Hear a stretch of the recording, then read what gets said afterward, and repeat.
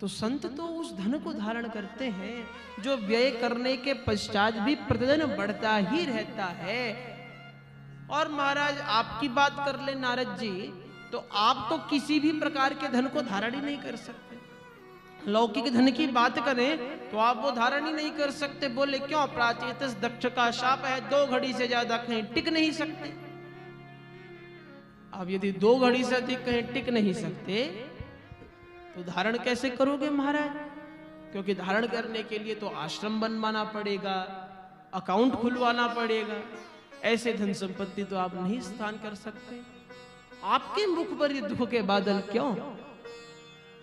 तो नारद जी महाराज कहते हैं कि भैया सनकादिकों, आप हमारे ज्येष्ठ भ्राता हैं। मेरे मन में भगवत भजन हरि चर्चामृत को श्रवण करने की कामना उत्पन्न हुई, सत्संग सुनने की इच्छा मन में उत्पन्न हुई। तो अहम तो पृथ्वीं यातो ज्ञात्वा सर्वोत्तमामिति, मैं धरा पर सत्संग करने की इच्छा से आया, परंतु धरा पर आते ही मुझे धरा पर सत्संग नहीं सुनाई दिया। जय जय के स्थान पर डीजे डीजे ही सुनाई दिया। बोलो राधे श्याम। सत्संग सत्कर्म कुछ सुनाई नहीं दिया। सनकादिक कहते हैं आपको यदि सत्कर्म सत्संग को ढूंढना था तो तीर्थों में जाना था, और तीर्थों में तो सदैव आप जब भी आएंगे हरि चर्चामृत आपको सुनाई ही देगा। यह तीर्थ की महिमा है। तो नारद जी कहते भैया मैं तीर्थों में ही गया था, पुष्करम च प्रयागम च काशीं गोदावरीं तथा हरिक्षेत्रम कुरुक्षेत्रम श्रीरंगम सेतुबंधनम एवमादिषु तीर्थेषु भ्रममाण इतस्ततः। मैं हरिक्षेत्र कुरुक्षेत्र आदि समस्त तीर्थों में गया, परंतु इन तीर्थों में भी मुझे किसी भी प्रकार का सत्कर्म सत्संग प्राप्त नहीं हुआ। मानो नारद जी कहना चाहते हो कि आज के समय में धर्म सत्संग सत्कर्म को भी लोगों ने एंटरटेनमेंट से जोड़ लिया है। देखिए, हमारी श्रद्धा विश्वास सत्कर्म एवं धर्म यह बहुत पावन विषय है। यदि हम इसे अपनी मौज मस्ती के साधनों तीर्थ क्षेत्रों में भगवत भजन से उत्तम और कार्य नहीं।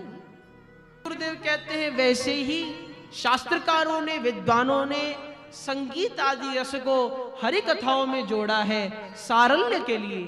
इसमें भी हम जिस प्रकार प्राचीन समय में दवाइयां आती थी पुड़िया के रूप में, तो शहद मिलाकर उसका सेवन शास्त्र की मर्यादा का ध्यान रखते हुए, हरि चर्चामृत कथा की मर्यादा का ध्यान रखते हुए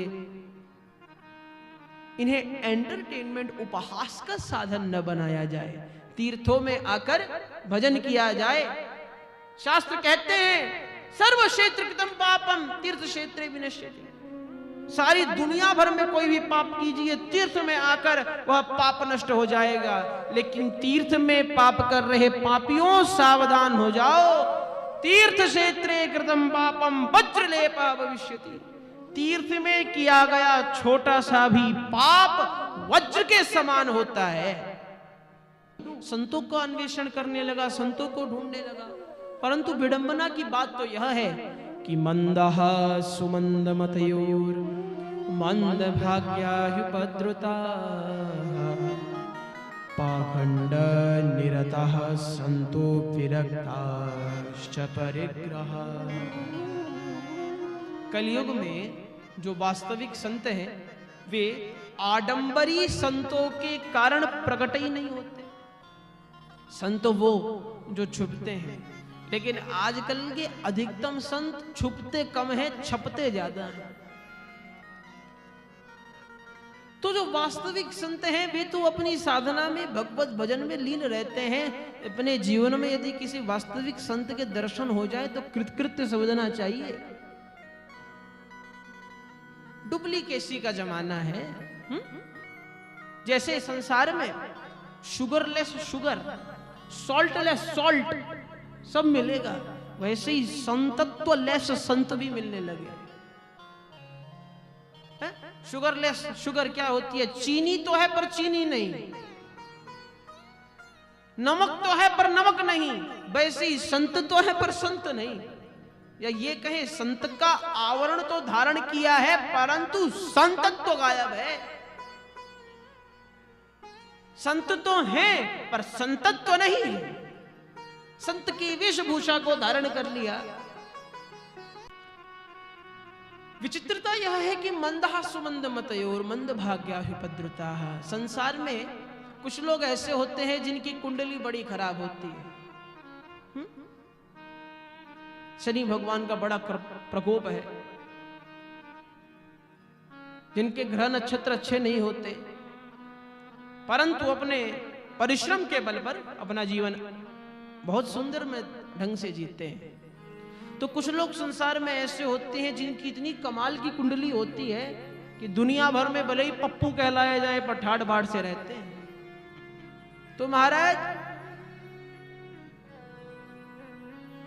कुछ लोग ऐसे होते हैं जिनका भाग्य मंद, तो कुछ ऐसे जिनकी मति मंद, और आजकल के प्रायः अधिकतम संत ऐसे होते हैं जिनका भाग्य तो मंद है ही कि मूर्खता के कारण संतत्व का आवरण इन्होंने ओढ़ लिया। अब संत तो बन गए, वापस अपने जो जी रहे थे वैसे जी नहीं सकते। और मति भी मंद है क्योंकि संत तो बन गए परंतु संत होते क्या है जानते नहीं है। तो भाग्य भी मंद, मति मंद। और विद्वानों की पंक्ति देखिए, व्यास जी लिखते हैं मंदाह, बोले चाल भी मंद, क्योंकि आजकल के संत विद्वान कम और पहलवान ज्यादा होते हैं। मंदाह, चाल भी मंद, और सुमंद मतयो, मंद भी नहीं सुमंद महामंद मति के होते हैं। पूज्य गुरुदेव उपास में कहते हैं कि ऐसे संतों को हमारे यहाँ भट्ट नहीं भोजन भट्ट कहा जाता। हमारे यहाँ विद्वान हैं तथा कथित लोग भोजन भट्ट भी होते हैं। तो मैं जब संतों के यहाँ देखा कि महाराज संतों में तो दौड़ लगी है कि संत का परिकर कितना श्रेष्ठ, किसके कितने बड़े आश्रम, मुझे बड़ा खेद हुआ महाराज। क्या ये संत भूल गए हैं कि जिन शास्त्रों की चर्चा करते हुए श्रीमद् भागवत महापुराण में लिखा है, यावत् बृहेत जठरम तावत् सत्वम हि देहिनाम अधिकम यो विमन्येत सस्तेनो दंडमर्हति।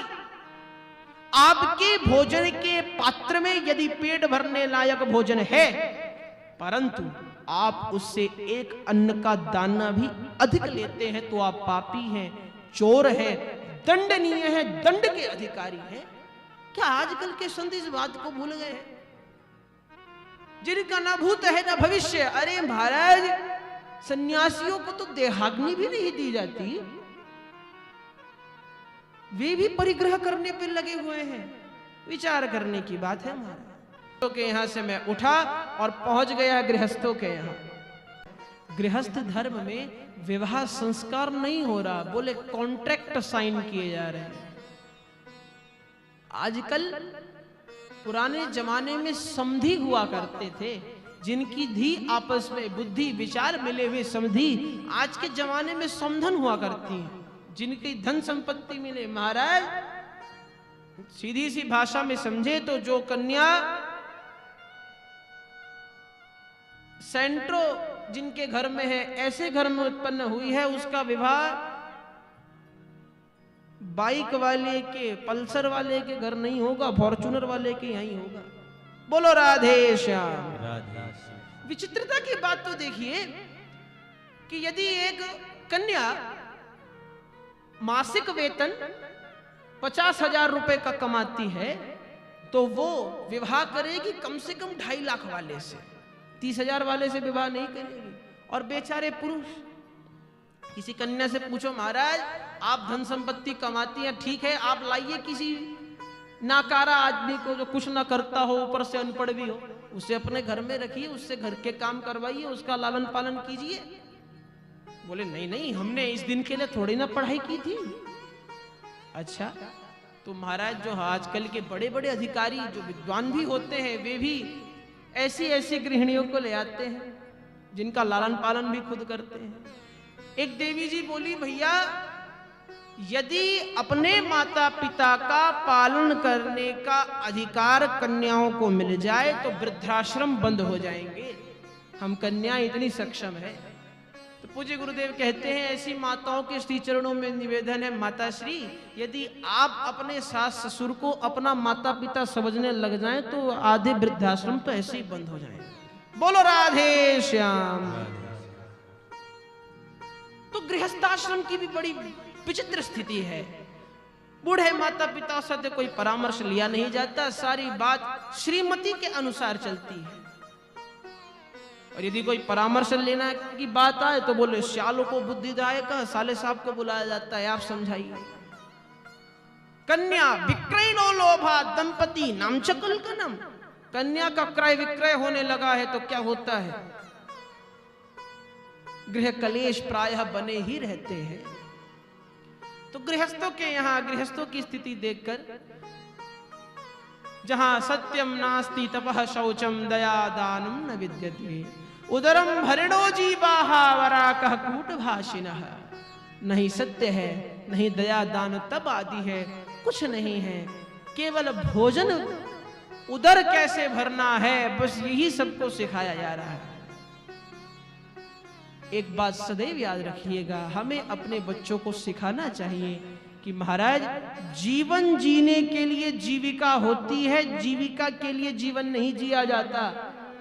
हम अपने स्वाभिमान से, अपनी स्थिति से, अपने सिद्धांतों से धनार्जन करने के लिए इतना न गिर जाएं कि महाराज दुनिया की नजर में भले ही गिर जाना पर कभी अपनी नजरों में न गिरना। बोलो राधे श्याम। तो जब मैंने गृहस्थों की स्थिति देखी, गृहस्थों की स्थिति भी देखकर मेरा मन बड़ा व्याकुल हुआ। मैंने गृहस्थों को भी त्याग दिया और श्री धाम वृंदावन में आकर मैं बैठा। वृंदावन में मुझे भगवत भक्ति का आभास हुआ, भगवान का सत्संग सुनने को मिला।